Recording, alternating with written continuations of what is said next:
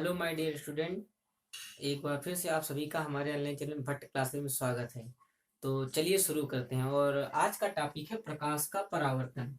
कि प्रकाश का परावर्तन क्या होता है। तो सबसे पहले जानेंगे कि प्रकाश का परावर्तन होता क्या है। देखिए, प्रकाश का परावर्तन का मतलब ये होता है कि जब कोई एक प्रकाश किरण किसी चिकने अथवा चमकदार पृष्ठ पर आपतित होती है तो वह वापस उसी माध्यम में लौट जाती है। तो इस घटना को हम प्रकाश का परावर्तन कहते हैं। मतलब इसे मान लीजिए कि एक हमारे पास एक चिकना कोई चमकदार पृष्ठ, मान लीजिए दर्पण है। ये क्या है? दर्पण है। तो आप जानते हैं कि दर्पण होता क्या है वास्तव में। उसके आप देखते हैं कि दर्पण के पीछे की तरफ क्या होता है, एक लाल लाल कलर का, जिसे लाल आयरन ऑक्साइड का पेंट कर देते हैं, वो चिपका होता है। ठीक है ना। तो दर्पण में दो पृष्ठ होते हैं। एक वो पृष्ठ जो किरणों को परावर्तित करता है, उस तल को हम कहते हैं परावर्तक तल। दूसरा वो तल होता है जिसमें अपना चेहरा देखते हैं। ये जिनमें से किरणें क्या होती है, परावर्तित होती हैं, उनको हम क्या कह देते हैं, आपतन तल कह देते हैं।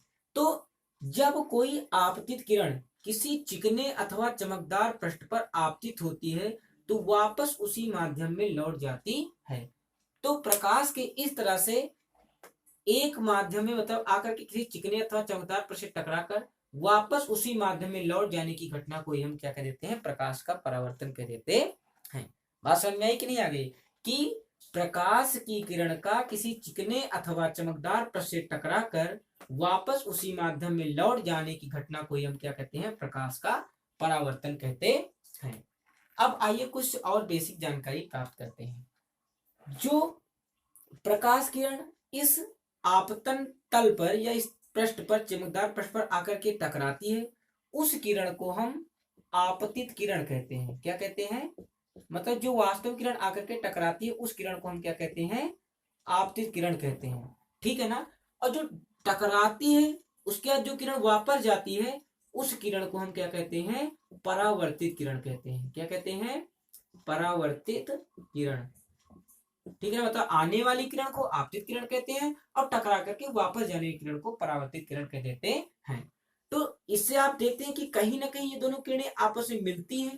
तो जिस बिंदु पर ये दोनों किरणें आपस में मिलती हैं उस बिंदु को हम कहते हैं आपतन बिंदु। जैसे कार्तीय तल में मूल बिंदु होता है, उसी प्रकार से इसमें कौन सा बिंदु होता है, आपतन बिंदु होता है, जहां पर आपतित किरणें और परावर्तित किरणें दोनों क्या हो जाती हैं, मिल जाती हैं। अब हम क्या करते हैं, अगर इस आपतन बिंदु से क्या कर दें, ऊपर की ओर एक लंब ड्रा कर दें, तो हमें क्या होता है, एक लंब रेखा प्राप्त होती है, जिसे हम क्या कहते हैं, अभिलंब कह देते हैं। ठीक है ना। तो इस रेखा को हम क्या कहते हैं, अभिलंब कह देते हैं। क्या कह देते हैं? अभिलंब। बात समझ में आई कि नहीं आ गई? तो अब भाई एक चीज हो गई कि आपतित किरण हो गई।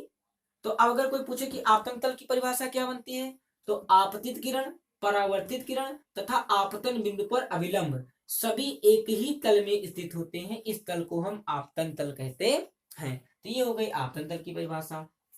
समझ में आ गई बात कि नहीं आ गई? तो ये आपके प्रकाश के परावर्तन से रिलेटेड कुछ टर्म होते हैं। अब देखिए, ध्यान से देखिए, तो ये क्या है, अभिलंब है। तो इनके बीच में एक कोण बनता है, इसे हम क्या कहते हैं, आपतन कोण आई कह देते हैं। उसी प्रकार से आप देखते हैं अभिलंब है और परावर्तित किरण, इनके बीच में भी एक कोण बनता है जिसे हम क्या कहते हैं, परावर्तन कोण आर कह देते हैं। तो इन्हीं से रिलेटेड क्या दिया गया, बाद में दो नियम दिए गए। इनसे रिलेटेड क्या हो गया, परावर्तन संबंधी क्या दिए गए, दो नियम दिए गए। परावर्तन के नियम, इनसे संबंधित कितने नियम दिए गए, दो नियम दिए गए। पहला नियम तो आप जानते हैं, पहला नियम तो बिल्कुल सेम। पहला नियम ये था कि आपतित किरण तथा परावर्तित किरण तथा आपतन बिंदु पर अभिलंब सभी एक ही तल में स्थित होते हैं। इस तल को हम आपतन तल कहते हैं। ये है इनका प्रथम नियम।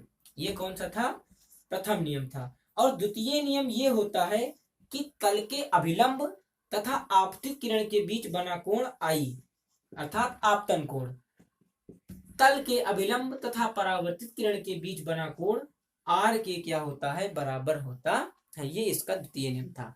प्रथम नियम इसका ये था कि आपतित किरण, परावर्तित किरण तथा आपतन बिंदु पर अभिलंब सभी एक ही तल में स्थित होते हैं। इस तल को आपतन तल कहते हैं। वास्तव में जो क्या होता है, जिन पर आकर की किरणें आपतित होती हैं उस तल को आपतन तल कहते हैं। तथा जो ये दो कोण बनते हैं, मतलब अभिलंब तल के अभिलंब तथा आपतित किरण के बीच जो बना कोण होता है उसे हम आपतन कोण कहते हैं। उसे हम कौन सा कोण कहते हैं? आपतन कोण। उसे कौन सा कोण कहेंगे? आपतन कोण कहेंगे। और इधर वाला जो परावर्तित किरण और अभिलंब के बीच जो बनता है उसे हम क्या कहेंगे? परावर्तन कोण।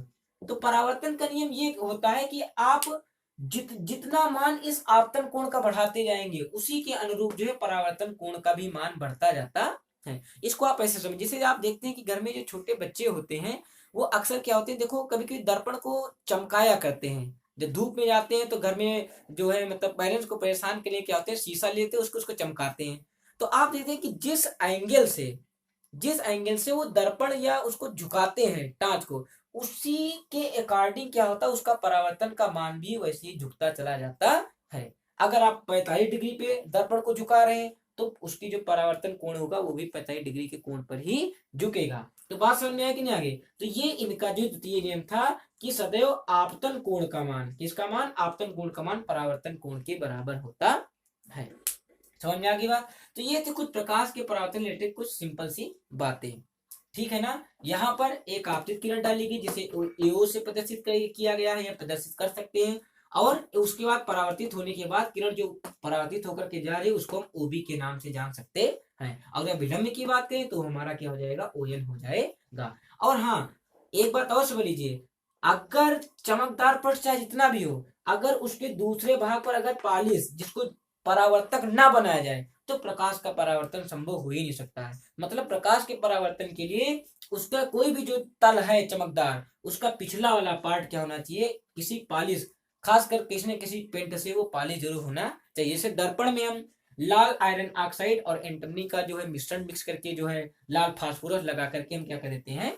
पेंट कर देते हैं। और दूसरे भाग पर चांदी अथवा पारे की कलई करके उसको चमकदार बना दिया जाता है। तो इससे क्या होता है कि हमारे प्रकाश की परावर्तन घटना बहुत आसानी से हो जाती है। तो ये था भैया आपका आज का टॉपिक, प्रकाश के परावर्तन के बारे में। तो प्रकाश का परावर्तन आप सभी को समझ में आया? तो अगर समझ में आया हो तो हमारे चैनल को एक बार सब्सक्राइब जरूर करें और उसके बगल में रखा बेल आइकन को जरूर दबाएं, जिससे हम जितने भी नए वीडियोज बनाएं विज्ञान से संबंधित या अदर सब्जेक्ट संबंधित तो आपको जो है सबसे पहले प्राप्त हो जाए। तो फिर मिलते हैं अगले नेक्स्ट वीडियो में, तब तक के लिए जय हिंद।